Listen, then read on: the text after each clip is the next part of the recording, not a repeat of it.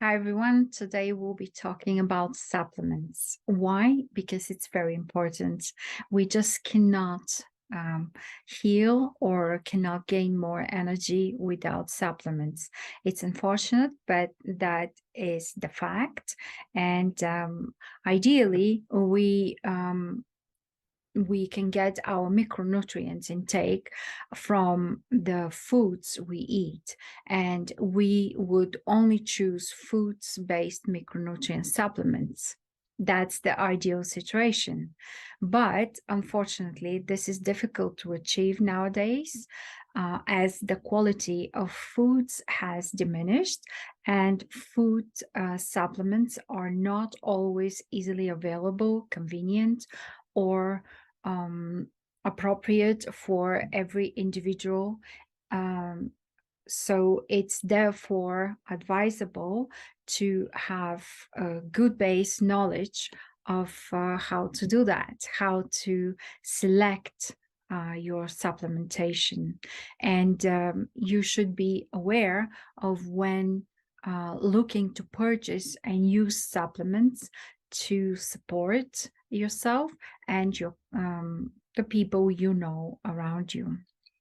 So many people use supplementation without actually addressing the underlying problem, health-wise. So what do I mean by that? The foundational factors should always be assessed. The foundational factors are your digestive system, your respiratory, your cardiovascular system. They should be assessed, and especially the digestive and respiratory system, because we get our information, our food, the air we breathe, straight into the body through those two systems.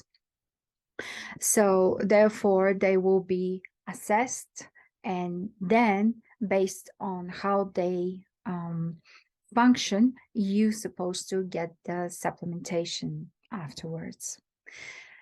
So after you assess, if you don't investigate the foundational drivers and just take supplementation, this could be compared to just addressing the branches and not the root, and it will not ultimately create good outcome for you. Do we need supplements? Let's talk about that. Poor lifestyle choices have consequences. For example, making a choice to smoke, to drink, or not move and sit on the couch and watch TV all day rather than exercising will eventually have consequences.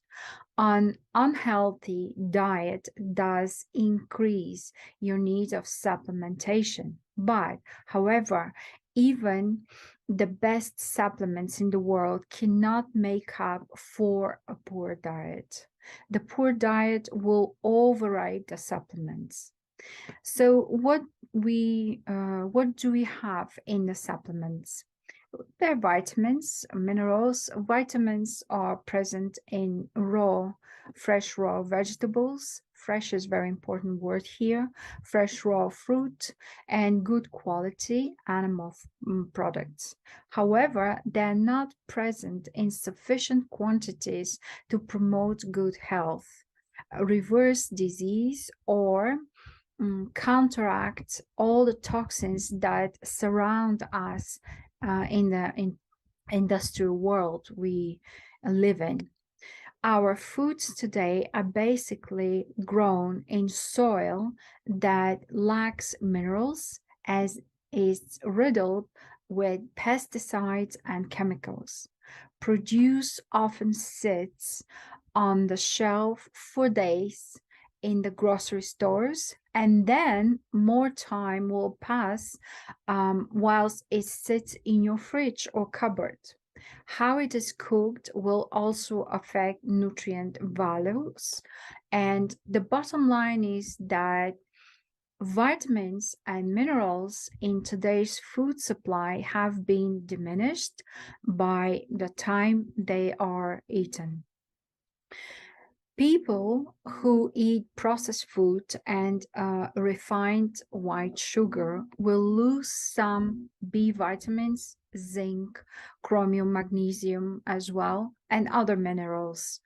White processed sugar reduces mineral levels, and conversely, the sugar cravings can actually be caused by mineral and B vitamin deficiency.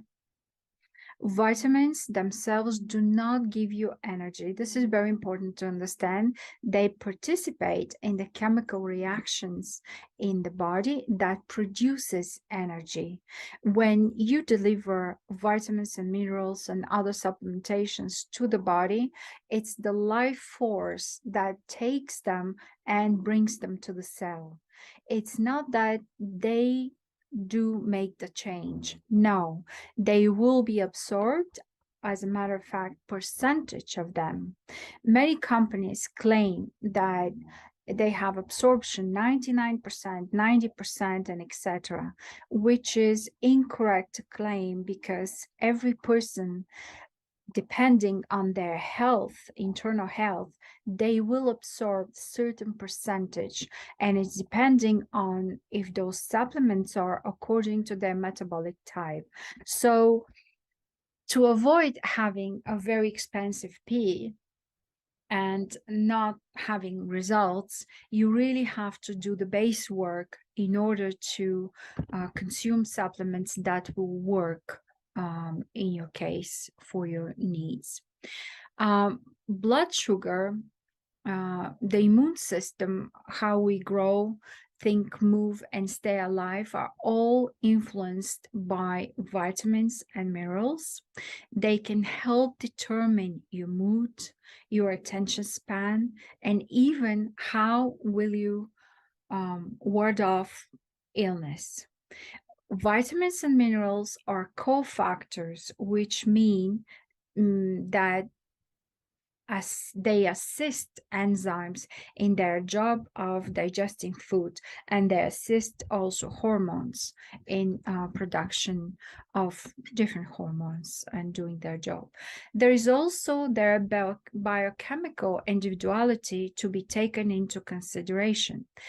Some people naturally require more of one nutrient than is considered the norm. Others require less of the same nutrient, which is norm for them. Person's overall health, lifestyle, digestive function, and other factors should be considered before we suggest people to have supplements or before you decide to get your supplements. Supplement industry negatives you need to be aware of which are the negatives of the supplement industry. The ingredient list in the vitamin label may be impressive, but the nutrients do nothing until the body activates them. As I mentioned, it's the life force that activates them. Many nutrients require an activation process. And sometimes this is done by acid in the stomach, and sometimes another nutrient is used as a cofactor. Also needed is a strong, healthy gut that has an appropriate, healthy level of friendly intestinal flora, bacteria, fungi, in order to make certain vitamins such as folic acid, CoQ10, iron, for example. And when it comes to production, let's take calcium, because it's very common. People medicate themselves, if I can use this word for supplementation, with different vitamins, minerals, and calcium for bone health, right? Calcium, yes, is found in many bone building support supplements. For example, the type of calcium used can be very inexpensive and bound to carbonate. So what you will see on the label is calcium and carbonate. How does it work? Sometimes it will be called bone meal, oyster cells, or dolomite. These forms of calcium salt are difficult for your body to absorb, and so very little calcium makes it into your system. They also require a great deal of stomach acid to break down. Many people simply do not produce enough stomach acid. How we regulate that? Just before meal, we take, let's say, half a cup of lemon with water to enhance the work of our stomach gastric juices. This is the basic approach which you can use to do so. If it doesn't work, there are many other approaches to do so. So back to the calcium. Calcium carbonate is the cheapest form of manufacture and is similar to the calcium carbonate that is used to make chalk for chalk boards. Yeah, they give us this to eat. Why not? Some high quality companies offer a form of calcium which is chemically bound to another nutrient that your body needs, usually an organic acid such as citrate, malate, aspartate, or gluconate. These are the ones to watch for. If you take calcium aspartate, the calcium goes to your bones, and the organic acid is used to produce energy. Choosing an intelligently formulated supplement guarantees you that you are getting a more biologically active and useful form of calcium. The easiest form of calcium to find is calcium citrate, but even this form can create headaches and fatigue in certain sensitive people. That's why things have to be tried with small doses. I mean, when I say small doses, I mean, let's say for a week and see how this supplement would work. And then if it works, yes, let's do it, let's take it. If not, we're looking for another type of supplement. So, however, using calcium citrate is much better than calcium carbonate because it gets in the bloodstream with greater ease. So what else can we find in your supplements? The other thing are the allergens. Ideally, supplements should not have soy, should not have wheat, dairy, gluten in any form, corn, yeast, and also should be free of artificial colors, sweeteners, and preservatives. Sweeteners, avoid artificial laboratory created sweeteners such as aspartame, sucralose, glucose, fructose, and others. Also in the supplements, you can find additives, preservatives, many things to keep the supplements together. So what do the preservatives do? The supplement makers have a business to run. So even though there are many companies offering high quality products made with integrity and purity, there are just as many others who are unscrupulous and want to sell you rubbish. Actually, some good quality products come from companies like Enzymedica, Thorn, Living Fuel, Nordic Naturals, I really like this one, Nature Made, Eco, Neurogenics, Enzymatic Therapy, New Chapter, Meridian, Puka is a good company, Metagenics, Allergy Research, Designs for Health, MedHerb, and Biotics. So how do we work out the dosage of the supplements? You will need to take into consideration the following. First of all, the age of an individual.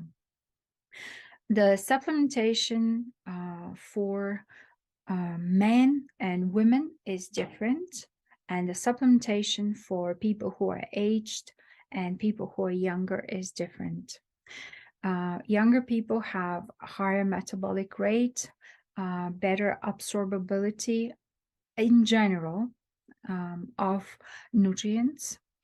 So when we age, we lose a lot of those abilities, and we have to adjust the supplements adequately to the case. Then we have metabolic individuality. A protein type of person has one type of supplements, carbo type, and mixed type, different types of supplementation. It depends on how we oxidize the food. If you would like to find your metabolic type, you just comment below metabolic type and we'll get back to you to help you find your metabolic type. Then we have digestive capabilities, absorption, and excretion. This depends on the health of your digestive system. That's why in the beginning I said that we have to assess the root. The root is our health lifestyle, is our health overall. It's our digestive system, respiratory system, cardiovascular system, but mainly the digestive system, the food we eat, the hydration, and etc. Then after we find out about the overall state of health, we consider, I as a wellness therapist, therapeutic doses that have been shown to work in clinical trials. So in certain diseases and conditions that can give you that needed energy and a breather to the immune system, or to facilitate and give more resources to the immune system in order to the immune system to start healing you, reversing the disease, or just alleviate symptoms. Then lack of nutrients from food. When we examine how people eat, we know what kind of nutrients, macronutrients, they are missing. And then we can tweak that a supplemental dosage according to that. I also would like to mention that supplements we take for short periods of time. It could be 6 months, a year, 2 years. The body is supposed to extract everything from food. A healthy body nowadays is able to do so, but from time to time we have to give it periods with supplementation and periods of breaks where the body should do it on its own. And it all depends on what kind of food you consume. As I mentioned in the beginning, nowadays the food is really lower in micronutrients than decades ago. And it has a lot of toxicity coming with pesticides, herbicides, and etc. So it very much depends what food we eat. I know people who are extremely fit, eat very healthy, have great energy, and they don't take supplements on a regular basis. But from time to time, they do a blood test or they go to a naturopathic doctor preventatively, and let's say sometimes they suggest, okay, for some period of time you should take vitamin B or something else, what they need. Then if you have lab tests, it's good somebody to read them for you and interpret them, or you yourself, because if you have a few blood tests in sequence during a period of time, it will show what are the tendencies of your body, of each system. Let's say, how does the liver work? How do the kidneys work? Do they need supplementation for some period of time or not? And of course, if you use therapy, everything has to be, excuse me, in safe therapeutic ranges, because overdosing of supplements also can cause to very serious problems. So what is the delivery system of the supplements into the body? Supplements can come in many forms, but tablets and capsules are frequently the most convenient form of supplement to use. Tablets are also likely to contain more additives, so caution. Powders, people who may find pills hard to swallow may choose to use powders, which can be mixed into water and stirred into food. Powders are good for bigger doses, but not so suitable for anything with toxicity risk or that is unstable. Then we have liquids. Liquid formulas for oral use are easier to swallow, but sometimes are unpalatable. So, yes, liquids are very good. I prefer them, but you have to be brave, and sometimes you don't like the taste. Too bad, just swallow it. Sublingual tablets and liquids. A few supplements in liquid or tablet form or formulated to dissolve sublingually, which means under the tongue, provide very quick absorption into the bloodstream without interference from digestive acids and enzymes. So some vitamins and minerals, vitamin B, they ingest them through the veins, vitamin D and other vitamins. Yes, it is possible as well, but you need a medical doctor or naturopathic doctor to do this for you. I wanted in this short video to make a difference between supplements and medications as well. Supplements, the doctors say usually that there's no evidence that supplements work. There are two things I would like to mention. First of all, they're not investigated, they're not researched as much as the pills they offer. That's why they say so. And the second thing, as I tried to explain in this video, the supplements have to be tweaked to your personality, to the metabolic type, to your lifestyle. Otherwise, they wouldn't work.